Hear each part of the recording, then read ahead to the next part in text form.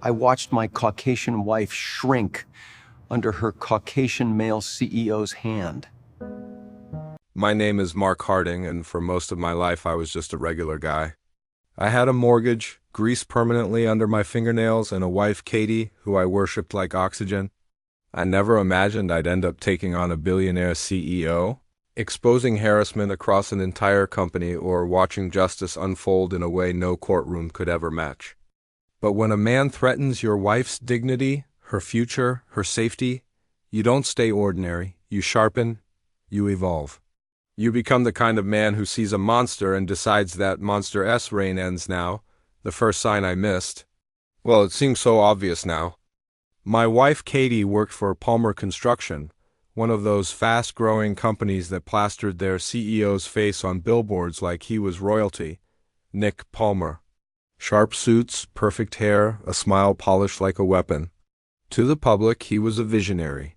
Inside his company, he was a tyrant. But I didn't know any of that. Not the night Katie first came home late, soaked from the rain, her mascara smudged and shoulders tense. I just asked, "Rough day?" She hesitated, then whispered, "Nick kept me late again." That was it. But something in her voice chilled me. It wasn't stress. It was fear. The dam eventually burst.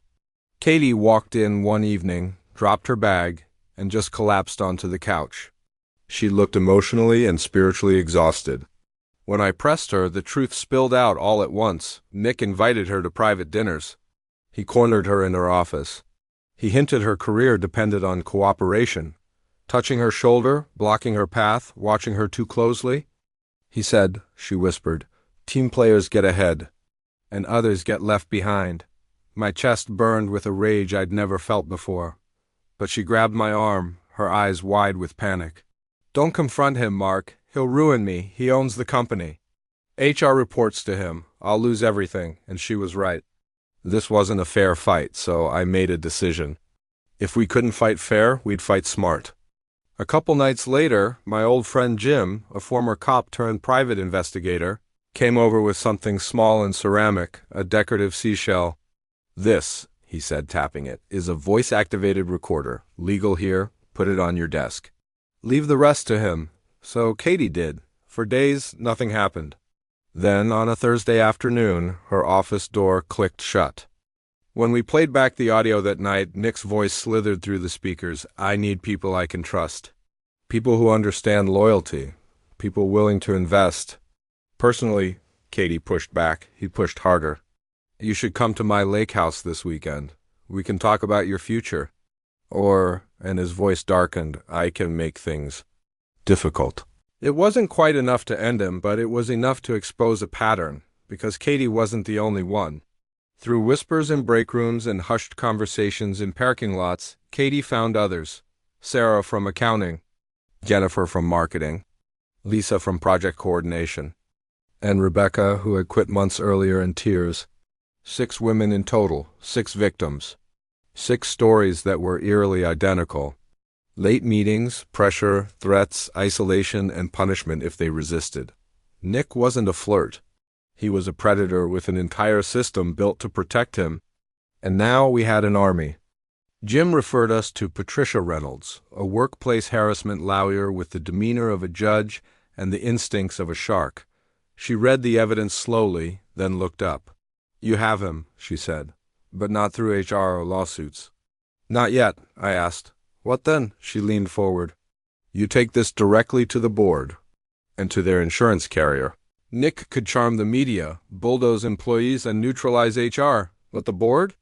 And especially the insurance company that covered harassment claims? They saw one thing: financial liability. And Nick's pattern was about to cost them millions." Patricia mailed the letters. 3 days later, Katie was called into a conference room with the CFO and an outside attorney. They didn't ask if she was lying. They didn't defend Nick. They offered immediate paid leave, safety assurance, and a full, formal investigation. Within weeks, every woman came forward. Corporate lawyers conducted interviews, devices were examined, recordings were reviewed. Then, one morning it happened. Nicholas Palmer resigned. No press conference, no victory lap. Just a quiet statement about personal reasons. Translation: he was fired. quietly, quickly, permanently. Katie got her promotion, the other women got justice. But the story wasn't over, because monsters don't go quietly.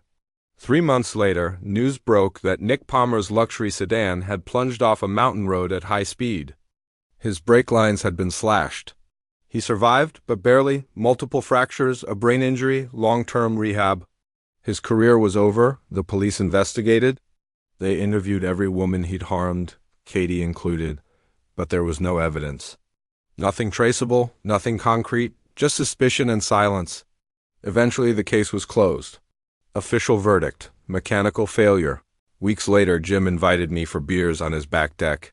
As the sun set, he asked quietly, "You ever wonder who cut those brake lines?" I took a slow sip. "Sometimes." He watched me. "You're a mechanic, Mark. Brake lines are your territory." I met his gaze. "I fix honest machines, Jim, not broken men." He nodded. He didn't ask again. Some truths don't need words. People think I'm the hero of this story. I'm not. Katie is. She endured, she fought, and she refused to let a powerful man break her. I just stood beside her, and sometimes. Justice comes from darker places. Places with no fingerprints, no witnesses, and no regrets. Thanks for listening. If you were moved by this story, make sure to subscribe.